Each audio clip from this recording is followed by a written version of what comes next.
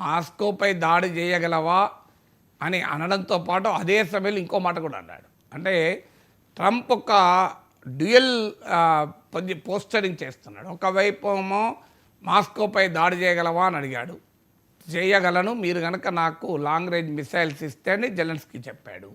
Already మీకు Patriot missiles, ఇది air defence system, అంటే శత్రుదేశం మనపైన మిసైల్స్తో దాడి చేసినా, ఫైటర్ జెట్లతో దాడి చేసినా ఆపగలిగేదాన్ని ఎయిర్ డిఫెన్స్ అంటారు. మనం ఇటీవల ఆపరేషన్ సింధు టైంలో S-400 Russian made air defence వాడాం, ఆకాష్ మిసైల్ డిఫెన్స్ షీల్డ్ వాడాం.